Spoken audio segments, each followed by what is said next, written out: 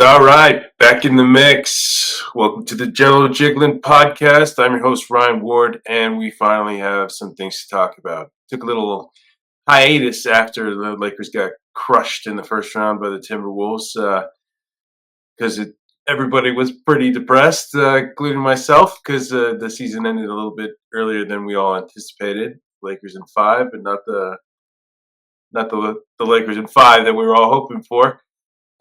Anyway, there is some news. Some news has been trickling out over the past few weeks to make this offseason that much more interesting. Obviously, it's the Giannis Antetokounmpo sweepstakes heading into the summer. Even though I think he just recently said he wants to win another title in Milwaukee, but you know how quickly those things change. Kevin Durant looks like he's probably headed to the San Antonio Spurs or the Rockets or the Knicks, or I think there's a couple other teams in the mix. I think Miami's another one. Um, but that'll be interesting. I'm sure there's some other dominoes to fall after that. But in terms of the Lakers, it's the goal is still the same. It's to get a big man, to upgrade the front court, probably move on from Jackson Hayes, and get Luka that lob threat and that rim protector that this team needs moving forward. And I have said ever since, well, heading toward the NBA trade deadline in February, that I thought the best, by far the best option for the Lakers was Walker Kessler from the Utah Jazz. I just, you know what? No matter what you do to like set these things up, something always happens in the middle of these podcasts. That was my alarm. I got a meeting in 15 minutes. But anyway, this was going to be a quick pod regardless. So Utah has been reluctant to move Walker Kessler because they're kind of asking for too much for the guy, right? He's got great value, and that's exactly why they're asking for what they're asking for. But let's just check to see that anything else is popping up for me. But I think it was like 2 first-round picks they wanted from the Lakers, and they weren't willing to give that up. And then eventually they made that deal for Mark Williams. With Connect going to Charlotte and a first round pick, which got rescinded, which was one of the weirdest things I'd seen. Like, I mean, it was consecutively strange for the Lakers. It was the whole Luka Doncic trade, which took us all by surprise. It's probably the most shocking trade in NBA history, at least for now. Who knows what will happen in the next couple of weeks if Giannis gets moved for some crazy deal. Um, but it was something the Lakers weren't willing to do, so they pivoted to Mark Williams, and that didn't work out, obviously, and I think that really cost them, because I think in retrospect, a few people would have done that. They would have said, "Hey, look, yeah, Mark Williams fits. They needed him." The playoffs was glaringly obvious that the Lakers were super struggling in that department, and I mean, it was with everything that happened with Luka getting hurt, LeBron getting hurt, even Austin Reeves having a toe injury that was not disclosed until after the playoffs. It just wasn't meant to be. This season just wasn't meant to be. It was just they got a home run with Luka for the next potential decade. Luka's already looking skinny and fit and looking like he's really taking this offseason seriously, which is a great sign. I've said this multiple times on the Lakers Nation podcast, but he's got more motivation now than he's ever going to have in his life and in his basketball career.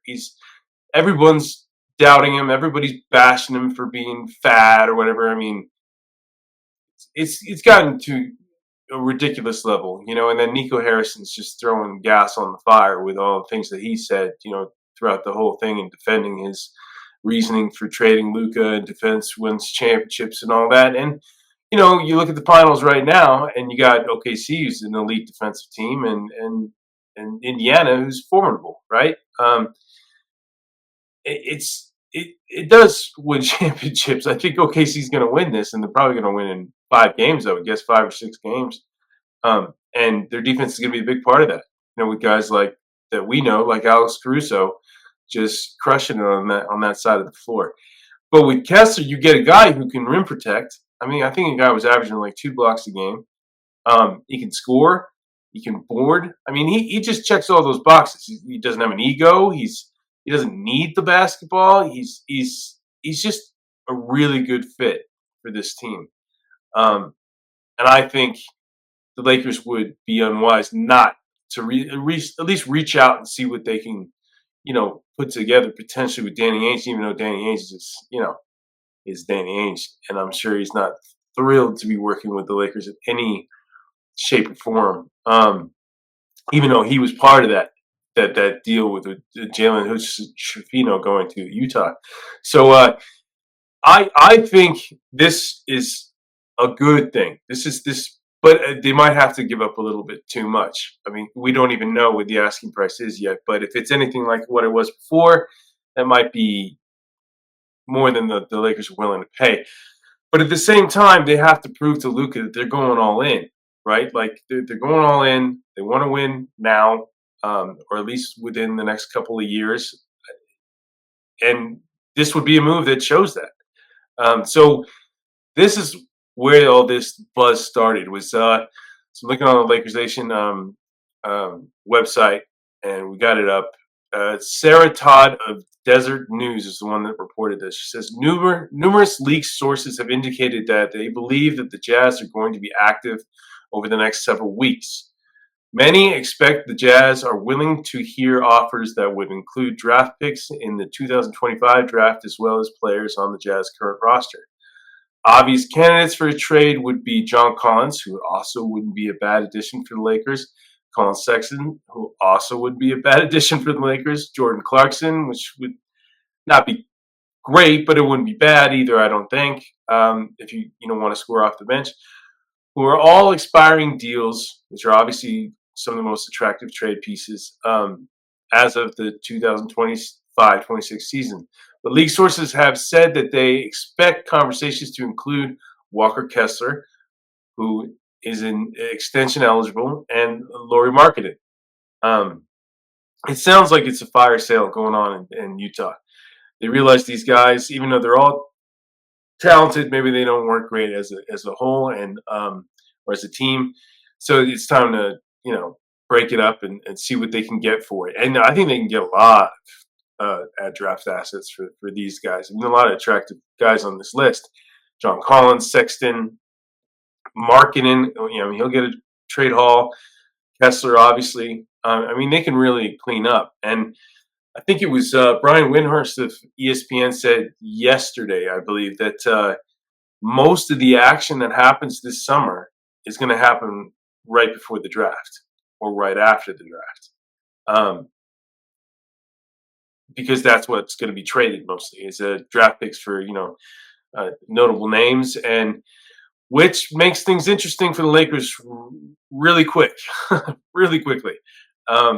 If they want this guy, they're going to have to get moving. They're going to have to figure out what they're willing to part with and whether or not Kessler is their guy. Maybe they pivot and they go for John Collins. Who knows? I mean, I wouldn't hate that move. I don't think it's got half the upside of Kessler because Kessler's 23 years old, man. And somebody said yesterday when we were on that Bench Mob podcast, if you could pick between Jared Allen and Walker Kessler, who would you take? And I think both those guys would be incredible additions to the team. But I'd still go with Kessler because Kessler's 23 and Allen's 27. You want a guy who can kind of become that guy with Luka at the same time and have a long-term future. I mean, I think he's 23. You potentially have a decade, just like with Luka. It's why not go for that guy who's already proven he can ball and he can check all those boxes that you need to check. So I'm all in on this Kessler thing. I mean, obviously, you got to see what the trade package would be and what crazy, asking price Ainge and company are asking for in return. But obviously, Austin Reeves could be that guy that they're targeting or connect or both or who knows. I mean, but if Windhorst is right about what he says, maybe it is draft picks. But the Lakers don't have that kind of capital going into this draft, so I don't know. I just think that Kessler would be awesome and just an incredible addition. It checks that box, and it really sets up what could be a very interesting and successful offseason for the Lakers. Um, I believe they get this guy and then instantly thrust them into the title contending conversation. You still got lot more to do. You kind of want a defensive wing. What do you do with Dorian Finney-Smith, Jackson Hayes, who I think it'd be a last resort to bring him back. I think they're going to explore all options before leaning on that option because he'll be a free agent, right? So, and I think he said a couple days ago that somebody said something on Instagram, and he responded saying like I'm not totally checked out because I think there were reports that he wanted out of LA because he didn't like the way he was used because he didn't really play in the playoffs because he was just unplayable, at least in JJ's eyes. So it will be interesting to see what happens in that area. But I think there's options for the Lakers. It's just there's home run options, and then there's kind of run it back options. Like there's Brook Lopez, there's Steven Adams. So I think Steven Adams would be great. But I also think if you get one of those guys, you're going to have to get another guy, right? Another guy who's kind of the same dude, right? So I mean, even though Brook Lopez and Adams are not the same kind of player, I think that if you get both of them, that'd be awesome. But then again, what do they want? What are they? Adams is going to want to cash out after his postseason. Lopez is probably potentially in the minimum conversation. I don't know. I mean, seems all indications are that he's leaving Milwaukee, and he's got history in LA. And he's an LA guy, um, so why not do that? But the thing is, you can't stop there with that.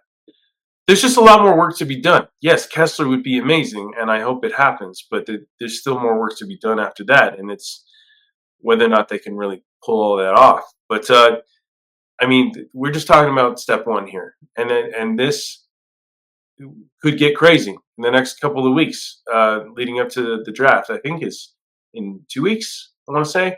Um, excuse me, but all right. So I'm all in. I hope this happens. I don't know how realistic it is because Utah has been obviously adamant about getting value for him, but maybe they're anxious to move off him now while his value is as high as it is. I don't know. We'll see. I guarantee this is not the last we've heard of this. This is probably just the beginning of what could be a crazy news cycle involving Kessler and just the Utah Jazz and their players in general. But like I said, this is going to be a short one. This is just to get back in the mix. I'm going to do a lot more quick hitters like this in the coming weeks because I think it's going to be insane. At least I kind of hope it will be, just for the Lakers' sake and the potential of really upgrading this roster. But until next time, people, see you later.